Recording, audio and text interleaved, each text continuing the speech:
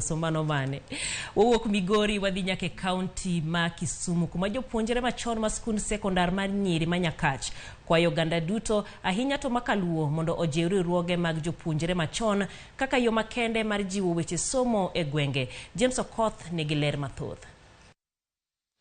Skund sekondar ma Nyakach chenro mag somo dhi nyime kaka pile kendo alora mare nyiso kit lwasi makare mar somo ka okang' nitiere ranyisi manyiso ote makende ni jopuonjre kod wendo moro amora motimo limbe.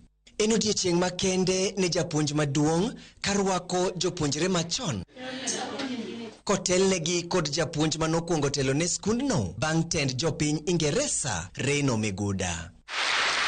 Achiel kachiel gikawo kindegi mar romo gi jopuonjre kendo jiwogi e weche mag somo.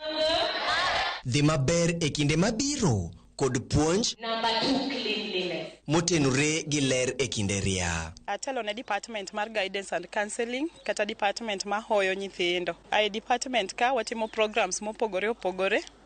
Achiel kuomgi en Sister Touch program. To wachiwo gik matindo tindo ma wan go. Magi wachiwo mondo kony nyithindo moa e backgrounds mochando.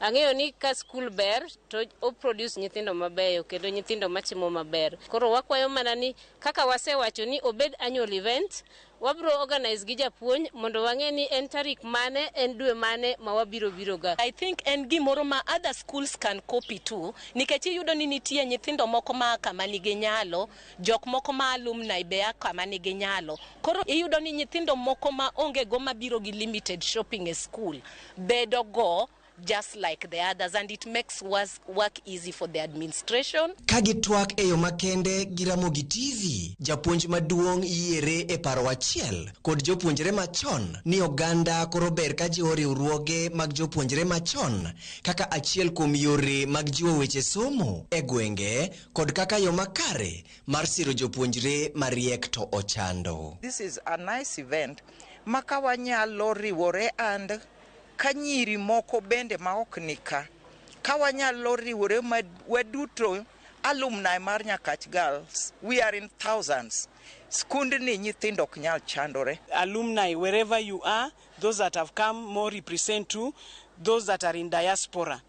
We want to say Operation MAD should be out of Nyakach Girls. Wadwaro kabros from the gate to everywhere so that our girls can be clean. Already they are clean, but they should be cleaner.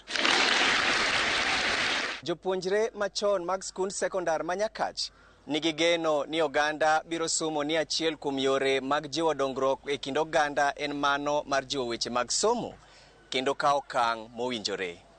James Okoth, Ramogi TV.